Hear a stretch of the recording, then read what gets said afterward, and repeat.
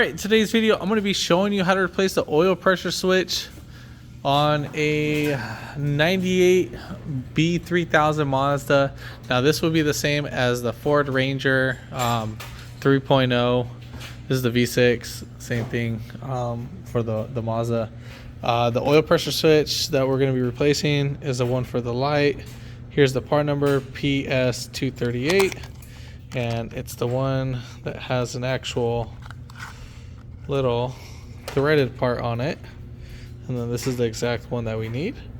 So we'll set that to the side, and then coming right over here, so I took out the passenger wheel. If you need to lift it up, you can actually jack it up right there at the subframe, and then took off the wheel, 19 millimeter, and then coming right here, right over there in the dark alley. Alright, so coming right over there, it's right behind the cylinder head, on top of the engine, that little orange piece. So right there, that's the piece that we're gonna have to be replacing. Let me get this zoomed in. So it's that little orange with the black cable connected onto it. This thing is pouring out oil like crazy, and I mean, like, look at the amount of oil that's just dropping from it. This sucker leaks oil like a mofo. So I'm gonna be digging my hand right through here at the same time while trying to record. Oh, this is bad. So let's go ahead and get the ball rolling. Alright, so I'm gonna go ahead and pop off the cable connector. So it's gonna be this little black single cable. Now we don't have any light. The only reason why I'm replacing it is just because it's leaking. So I'm pinching this too, or this cable with my index and my thumb finger, and I'm just wiggling it back and forth while pulling towards it. So I'm grabbing it like this and then swinging it back and forth like I'm loosening a ratchet or tightening one, and then I'm pulling right up. All right, right here, see how this guy is spinning? Shouldn't be doing that. So let's go ahead and let's see, best tool for this. All right, so they do sell an oil pressure tool for this. I can't find mine. You can actually get them at your auto parts store. You can actually rent them, but I'm going to be using a 1" and 1/16 socket, and this is a stubby one. And then what I can do is I'm actually going to sit this. This actually is perfect for this setup. Set that right over here. Oh yeah, it's not on this one.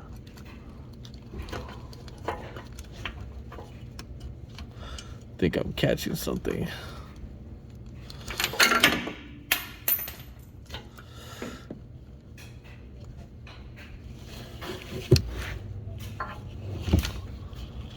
Alright, so let's try that again.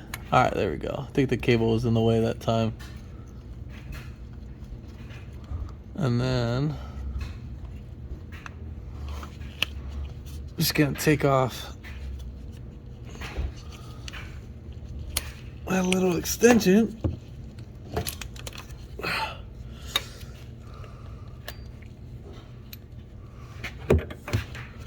So first I'm just gonna put it in like this because I have a 3/8 or a 1/2 inch to 3/8 reducer.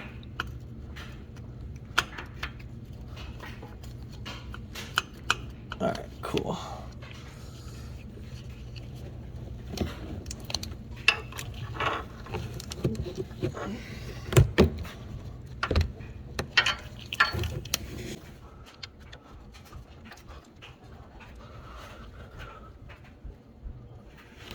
Now the tool doesn't sit in all the way, but I think that should be enough to loosen this bad boy.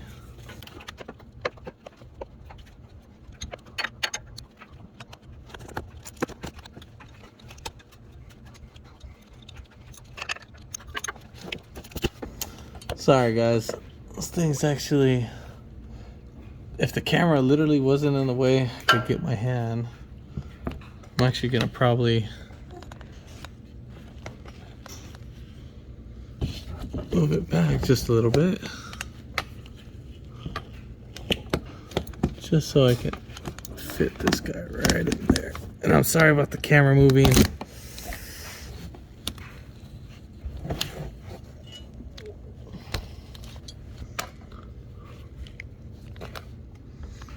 Just trying to make sure you guys see what I see. All right, so we got it going. So lefty loosey.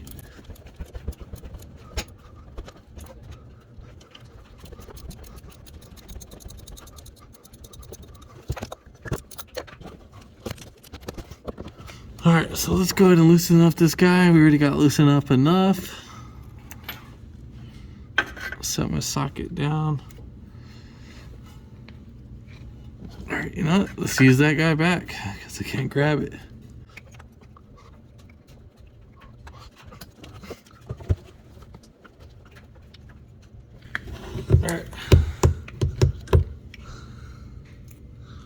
All right, so here is the sensor.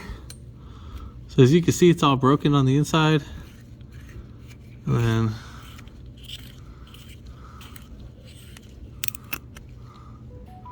it's leaking all right. See, this is the piece that's broken. So this is where it's really leaking. All right, cool. So here we have this one. This one does sit a little bit higher. So I don't think this should be an issue. But as long as it has the Loctite on it, make sure it has some sort of Loctite on the thread or a thread sealant, because if not, it'll leak. Now, if you don't have any, so you can buy some thread sealant by Loctite. So let's go ahead and put this guy in.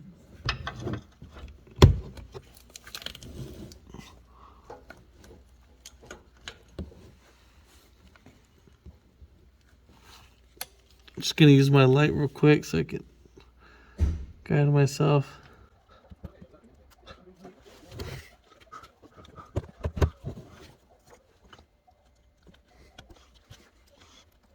All right, so we got that going.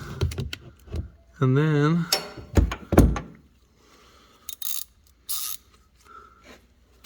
I'm gonna go ahead and start threading it in.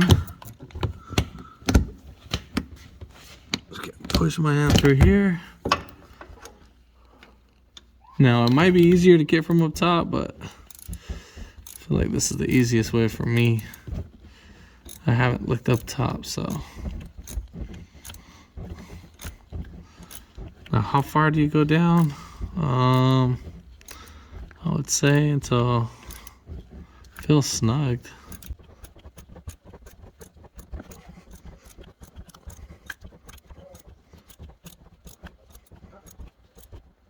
All right, cool.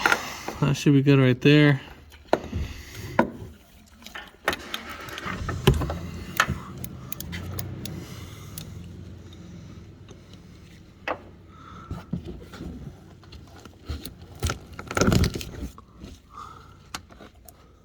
So let's go ahead and zoom in on that. So that's how it's gonna look like. And then we're gonna go ahead and put this cable right on top.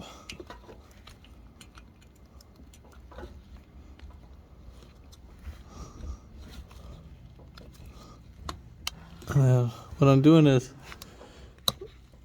kind of spinning, make sure it's fully maxed down as much as possible, and that's pretty much it. So have the cable, have this little notch that goes inside the sensor, have that face with the cable and not against it. So this is with the cable, and then that would be pulling away towards the cable. So you want to kind of have it facing down. So that should be ideal. And that should be pretty much it. You would just put on your wheel, tighten it in a star pattern, and then go from there, start it. I got to do some other work, so that's why I kind of did it from right here. I'm pretty sure you can get up on top, but I feel like passenger side is actually easier. And the only thing that makes it difficult It's just the camera was in the way. So if you can swing your arm in here, move this guy out, if anything, you can kind of peel it back just like that, and then you can sneak in your arm. If you need to put some rags in between the plastic and something just to kind of give you a little bit more space, or take this guy out, or at least halfway out.